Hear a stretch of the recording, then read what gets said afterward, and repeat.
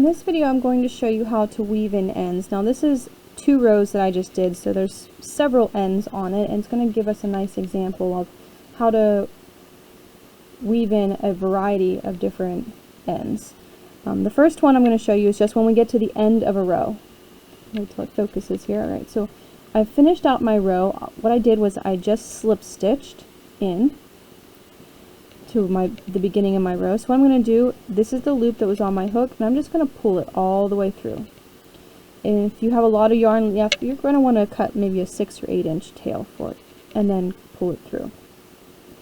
I'm going to go ahead and thread this onto my tapestry needle.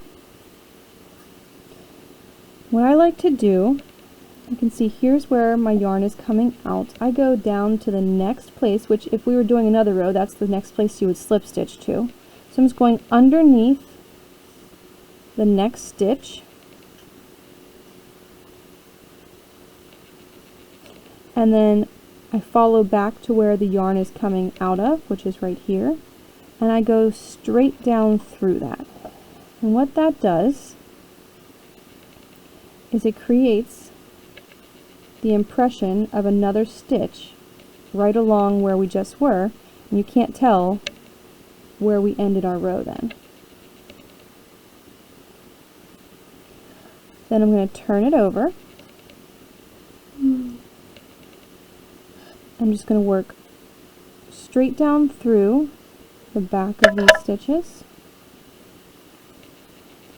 which is going to take me to the base of my double crochets. I'm going to go under the base here.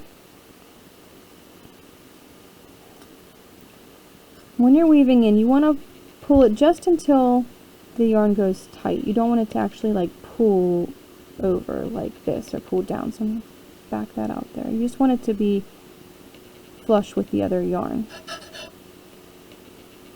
And then what I'm going to do, I'm going to work back, so I'm going to skip the first that I'm under and go kind of over top of that one, and then work back underneath the rest of them again. I'm actually going to turn the corner here and go underneath a couple of those also. And it's kind of personal preference how many times you go back and forth. I like to go at least twice. And if I work back again, once again, this is the last one I was under, the last stitch I was under, so I'll go over that one and back under the rest of them. And you pull, and just make sure you don't pull so much that you pull your stitches sideways. And then finally you'll give a nice little tug, just a little bit of a tug so it comes a little bit farther out than you need to, and you'll snip it, and then you can smooth it back out. Let me grab my scissors. So again, I'm just going to give a little bit of an extra tug, snip it. Be very careful not to snip your work. And then just give it a little tug back so that your end goes underneath your stitches. So that's how you tie in a corner. Next I'm going to show you, this is the middle where we started. So I was holding my tail along, so this is all already sewed over. So what I'm just going to do is I'm going to work back a couple. Now if you weren't sewing over it the whole time, I would go ahead and go this direction with it a few times, but since I know I've already sewed an entire round on top of it, I'm just going to skip over the first stitch that I'm under. I'll go over top of that, and then I'll go under several stitches.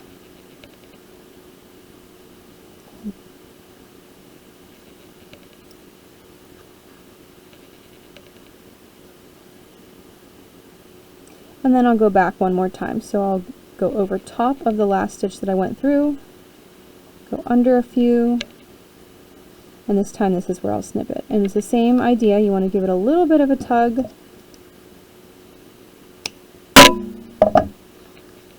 and then pull it back through so you can't see that anymore. Okay, and then finally this is where I ran out of one color, or I was changing my color, and I need to stitch in these ends. You should usually have slightly longer tail than that, but we can work with this, especially since I held it along and I already crocheted over top of this all once.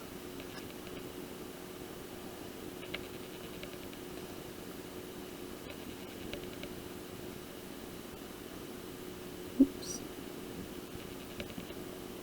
Just thread it onto my needle.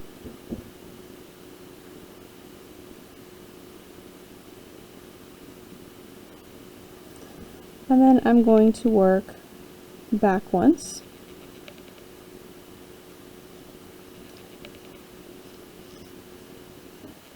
And I could go back again, but this corner is going to get pretty bulky because I have this other strand to work through, so I'm going to go ahead and end it there. The other option is, if you have a lot that you had to weave in one place, leave a longer tail, and you might have to kind of work across to somewhere else, which is what I'm going to show you next.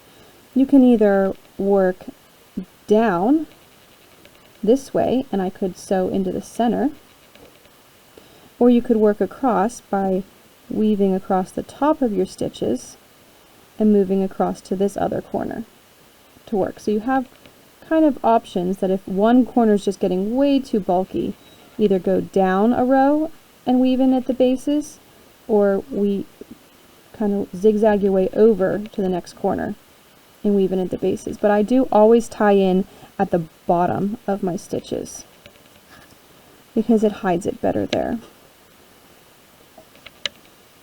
I'm just going to go ahead and do it here.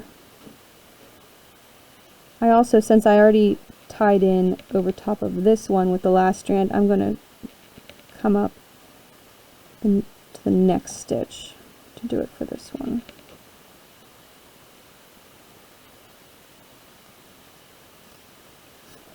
And then I will just give it a little tug and snip it, and that is how you tie in all of your ends.